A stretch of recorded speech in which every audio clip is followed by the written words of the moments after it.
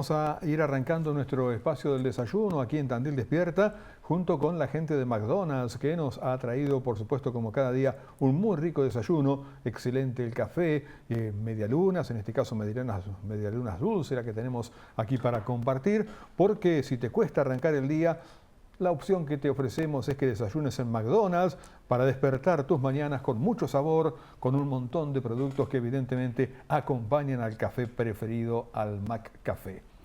Hoy compartimos nuestro espacio con el ingeniero agrónomo Matías Pose, director de Asuntos Agropecuarios de la Municipalidad. Ante todo, bienvenido. ¿Cómo le va? Muchas gracias por la invitación. La idea del día de hoy es conversar un poco sobre concretamente el funcionamiento de esta dirección, una dirección que evidentemente tiene mucha incidencia, o por lo menos se dedica a un sector con mucha incidencia dentro del Producto Bruto de Tandil, ¿no? Exacto, para ponerle números, si te parece. ¿Cómo no?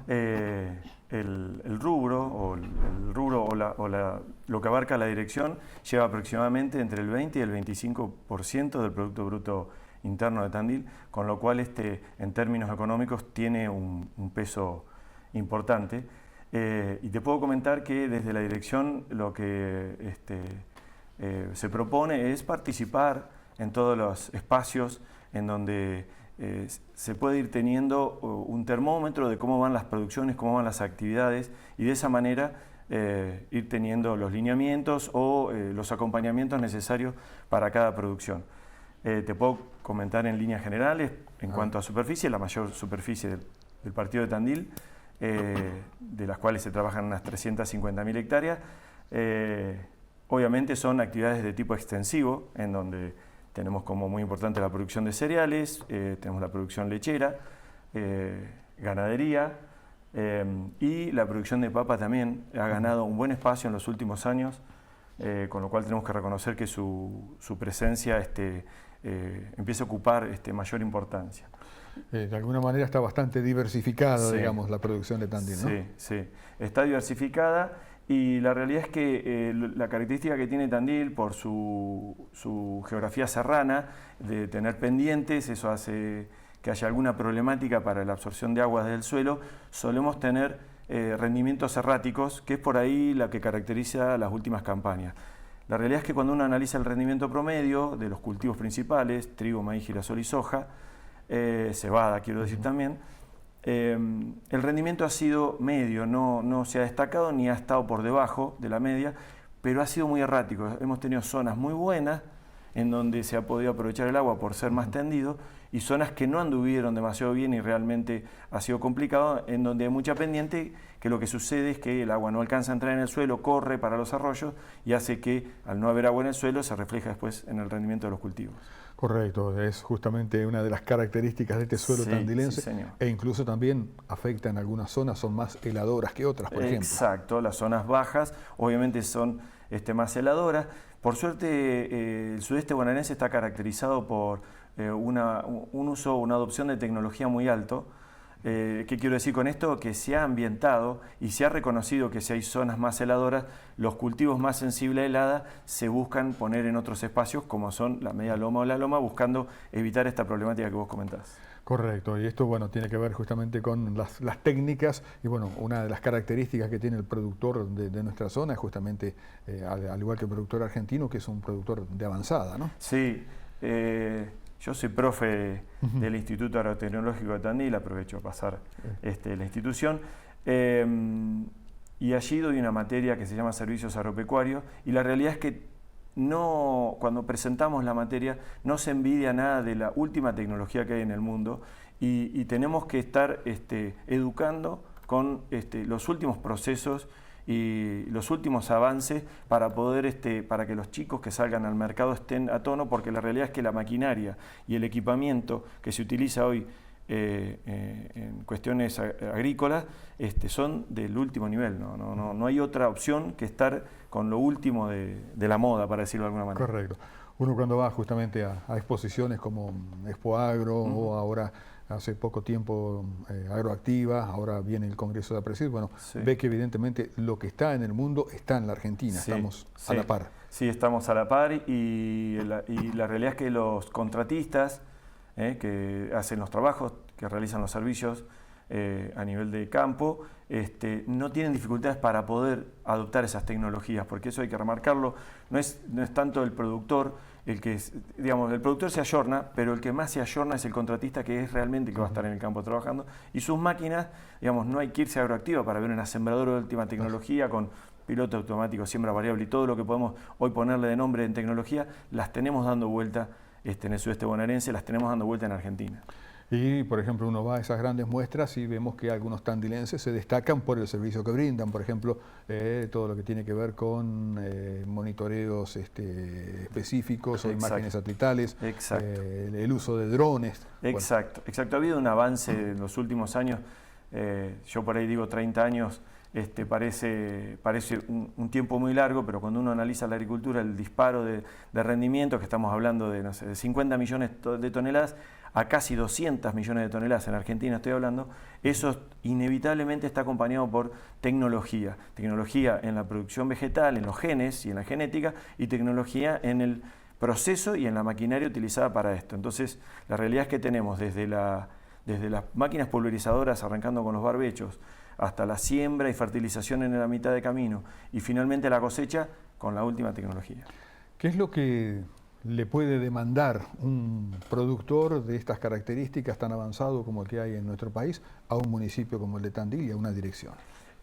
Eso es un poquito lo que intenté resumir al principio, que el mayor de los trabajos es estar actualizado de alguna manera con lo que está sucediendo con los productores, participar de esas mesas en donde se juntan los productores o entidades en donde están representados los productores, y de esa manera ir teniendo una escucha activa de realmente cuál es la problemática. Y por ahí podemos decir, para nombrar un tema puntual y ver cómo se aborda, caminos rurales con alguna problemática. Bueno, hay que entender, Tandil tiene una cantidad de caminos de kilómetros, por ahí por los 1.500 kilómetros de caminos rurales en el partido de Tandil, y la realidad es que esos caminos no están malos. De hecho, el productor mismo te indica que cuando sale de este partido y se entra en otro, empieza a encontrar más pantanos y más problemática para sacar la producción. Con esto no quiero decir que está perfecto, siempre hay que ir solucionándolo. Y la realidad es que es muy dependiente de las condiciones climáticas. Si vienen años llovedores, nos encontramos con caminos un poco más desmejorados, y si vienen años de seca, obviamente los caminos están un poco mejor porque no hay pantano. Pero la realidad es que se intenta acompañar desde ese punto de vista, articulando, en el caso mío, con las direcciones o con las secretarías que sea necesario para ir haciendo mejoras puntuales y dar respuesta a esas mesas de encuentro de productores. Correcto. Tandil, en este sentido, no sé si coincidimos, está bastante bien estructurado, me parece a mí, en cuanto a las instituciones del ámbito privado, digamos, caso la cooperativa, una cooperativa de servicios realmente muy importante y que ha logrado un avance trascendente. Y bueno, el resto de las instituciones también, ¿no? Federación Agraria, Sociedad Rural, exacto, las cooperativas. La realidad es que la dirección tiene muy buena relación con todas las entidades. Se generan espacios de diálogo y propuestas de trabajo que no hemos tenido problema, digamos, no siempre estamos de acuerdo, pero una buena comunicación hace que establezcamos caminos claros para poder ir avanzando con algún proceso con la intención de resolver estas problemáticas.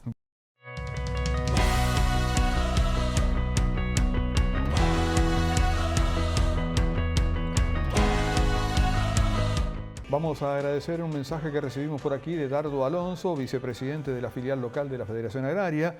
Buenos días, desde que está POSE, haciendo referencia a la Dirección de Asuntos Agropecuarios, se mejoró notablemente la gestión con el municipio, dice Dardo Alonso, referente de una de las entidades. Mi tío. ¿El tío? ¿Es tío o no? No. Por las dudas. Es un amigo con el cual siempre compartimos espacios de discusión, no siempre estamos de acuerdo, pero sí tenemos muy buena comunicación y eso hace que nos sintamos cómodos cuando trabajamos. Bien, ¿en qué están trabajando concretamente desde la dirección? Me gustaría comentarte que esta última semana o 10 días se reactivó por una iniciativa de la dirección la mesa de producción de vino, le llamamos mesa del vino por una cuestión de decirlo en forma más resumida, que era como, yo empecé la gestión en el fin de 2024, de alguna manera el año pasado, y me encontré con dificultades para poder encontrar todos esos productores vitivinícolas o de viñedo. Claro. Y bueno, y el recorrido me indicó que digamos, debería generar un espacio en donde se encuentren estos productores junto con otras entidades, porque ahí en la Mesa del Vino involucramos al INTA, involucramos la universidad, involucramos varios espacios más con la intención de empezar lineamientos que, si bien hoy Tandil ya cuenta, el partido de Tandil, con 20 productores de vid, no de vino, sí de vid, de viñedos, digamos, la vid es lo que decimos viñedo, es un poco confuso porque lo decimos mal. El que produce todo es vitivinícola, el que solo produce uva sería viñedo, y hay 20 productores en el partido de Tandil, con lo cual lo que hicimos fue empezar a reconocer que están estos productores, correcto, que se puede retomar este espacio que ya existía, porque no es que no existía, sino que se retomó un grupo de trabajo, y empezamos con lineamientos claros, de decir, bueno, ¿para dónde vamos con esto? Con un par de problemáticas. Si querés te comento que lo primero que se hizo fue un relevamiento, ese trabajo lo hizo el INTA, la cantidad de productores que yo hoy te nombro fue gracias al relevamiento del INTA. Muy bien. Y el INTA no solamente hizo el relevamiento de los productores, sino que los caracterizó. Y como se podrá entender, la razón o el destino de esa caracterización, la conclusión, es que tiene una visión enoturística. ¿Qué quiere decir eso? Que la mayoría de los productores, no quiere decir todos, porque no hay que encuadrar y encerrar este grupo de trabajo. Yo creo que va a haber heterogeneidad y todos van a estar incluidos, pero la mayoría de esos productores tienen una visión de enoturismo, que quiere decir que van a producir vino y va a ser volcado en el mercado interno de características regional, con la intención de vender al turismo que visita Tandil, que reconocemos que tiene mucha importancia. Correcto, y es un sector que, como usted bien decía, 20 es un número importante, digamos, va en expansión, a eso me refiero. Va en expansión, si me preguntás, y un poco con un atrevimiento, creo que vino para quedarse. Y por delante tenemos que desarrollarlo, digamos, no desde el municipio, sí desde la mesa. Claro. En la mesa se juntaron una serie de personas, personajes y entidades que tienen, digamos, lo primero que queremos definir es para qué lado va la producción de vino de Tandil, para poder caracterizarla. Ya tenemos la identificación geográfica, digamos, no es que acá no se hizo nada, se vienen haciendo varias cosas, pero no estaba reunida la mesa. La identificación geográfica se hizo con colaboración del municipio ya hace algunos años atrás, ya por el 2020, si no hablo mal, porque yo no estaba en la gestión, pero desde ese momento, que fue una movida con mucha iniciativa, que perdió un poco de envión, pero la cantidad de viñedos fue aumentando, no dejó de aumentar. Entonces ahí es donde empezamos a reconocer la necesidad de encontrar las problemáticas y empezar a darle un camino de solución, o por lo menos de identificación y dimensionar de qué se trata la problemática. Hoy la Mesa del Vino, en la última reunión, que fue con la que volvimos a retomar, habla de dos problemáticas. Una es el efecto del 2,4-D, que es un herbicida de carácter hormonal que se usa en cultivos extensivos, que hace mucho daño al cultivo de vid porque es ultrasensible a esta herbicida. Y la otra problemática, que está un poco relacionada también, es que no hay una ordenanza local. Si bien hay algunos proyectos que se han ido trabajando, no hay una ordenanza local que habría que ayornar con estas características de diagnóstico que yo te estoy comentando que hizo el INTA.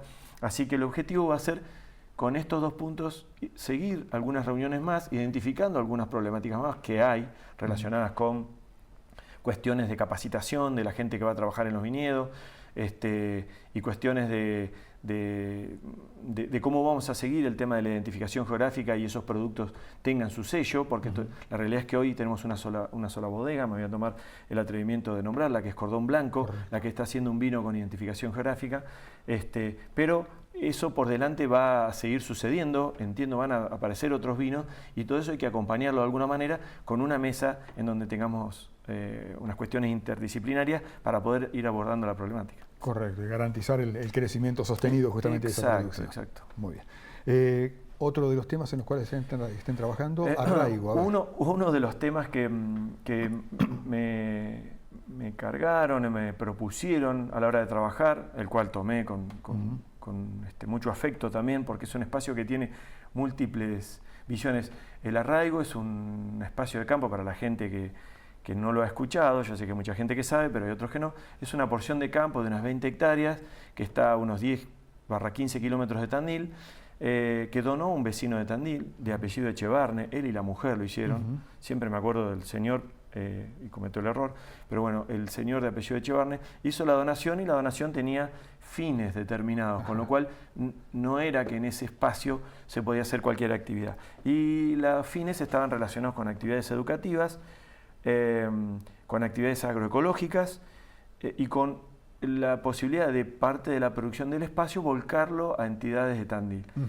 Entonces se inició este proceso con un diagnóstico, me caracteriza eso por ser agrónomo, en donde arrancamos con un diagnóstico, ver dónde estamos parados, y después con paso firme y tal vez lento, pero siempre para adelante, establecer algunos objetivos y logros en lo que va de mi gestión, el espacio volcado en este tiempo de gestión de 1 año y medio, un poquito más, unos 3.000 kilos de verduras, tanto al hospital como al banco de alimentos. Eso genera una disminución en los costos muy importante. Lo que hicimos fue pedirle básicamente al hospital cuáles son las necesidades de verduras y hasta dónde algunas de esas verduras nosotros podíamos estar produciéndolas en el arraigo. Y de esa manera, en la medida que la producción esté presente, se lleva directamente al espacio, articulando con el hospital cuánto se lleva por semana o cómo se lleva. Es un trabajito. Los excesos de producción, que sabrás entender que existen, los articulamos con el banco de alimentos con la intención de que nada de eso se pierda, y el banco de alimentos después tiene su segundo camino y función tan noble de poder llegar a otras entidades. Así que ese fue el formato en el cual abordamos la parte esta. La parte esta, quiero decir, de volcado de alimentos, producción a la comunidad. La parte educativa articulamos con universidades y el Instituto Agrotecnológico de Tandil, cosa que se me hace fácil, en visitar el espacio con alumnos o realizar actividades como jornadas y de esa manera también transmitir el mensaje que tiene el espacio. El espacio tiene productores agroecológicos, que realizan actividades en las 20 hectáreas, también tiene un apiario que está articulado con el INTA, entonces se realizan actividades educativas dando un curso de iniciación apícola en ese apiario, realizando las prácticas. Este curso de iniciación apícola lleva más de 20 años dictándose y es muy exitoso. Todos los años tenemos entre 20 y 30 inscriptos y la realidad es que se hace casi con cero costo. ¿Por qué? Lo digo porque todas las personas que participan son parte de la mesa apícola, que también se lleva adelante desde la dirección, se convoca desde la dirección y se articula con la universidad, se articula con el INTA, se articula con el INTI, digamos, logramos tener la suficiente representación de la comunidad dentro de la mesa como para no tener problemas de tener que pagar capacitaciones, sino que finalmente se da por cada una de las partes que participan en la mesa, dan las capacitaciones correspondientes. Es un curso de iniciación apícola, es básico, pero es un montón para la gente que de alguna manera quiere iniciarse en una actividad económica como emprendedor. Exactamente, y hablamos de apicultura, también una de las producciones que tiene raigambre aquí en la zona de Tandil, ¿no? Una tradición importante. Sí, mirá, en el partido de Tandil hace relativamente poco vi la inscripción en el registro provincial y los registrados son sobre 200 productores, perdón, 200 apiarios. Productores deberían ser capaz que 130 o un valor por ahí, no tengo tanta memoria.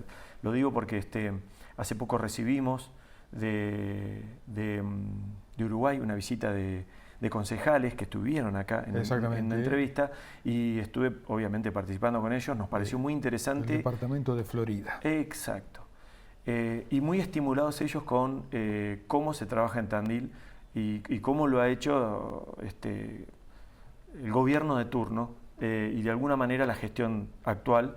Y vienen de alguna manera a ver cómo logramos ciertos avances y a veces nos encontramos con preguntas un tanto sonzas, de decir, ¿cómo hiciste para sentar en la mesa? Y la verdad es que no sé, es probable que sea una característica de Tandil en que las personas que están dispuestas a generar un espacio de escucha y de compartir problemáticas que podemos, repito, estar o no de acuerdo, pero yo irme de acá entendiendo que vos no estás de acuerdo y cómo podemos de alguna manera salvar esa diferencia y seguir para adelante con un objetivo común. Y ese fue el mensaje que se llevó. Exactamente, como que de alguna manera en estas mesas de trabajo lo que sería el criterio de competencia entre dos productores de lo mismo se traduce en complementariedad, ¿no? Exacto. Tiene la dificultad de que si la vehemencia de algunos de los dos personas que está comunicando se quiere imponer, no es tan fácil. Pero cuando las mesas están maduras y llevan varios años, esa vehemencia se morigera, para decir una palabra amiga, y intentamos avanzar con un objetivo común que creo que todos entendemos que es para bien de la población, para bien de la producción, para bien de un rubro específico, para ir para adelante y no que sean trabas sin sentido. Muy bien. ¿Otros de los aspectos de las áreas en las que trabaja la dirección?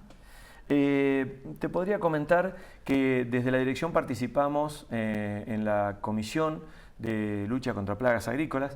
Esta comisión de lucha tiene también unos cuantos años de trabajo. Sí, histórica, yo me incorporo hace no tanto.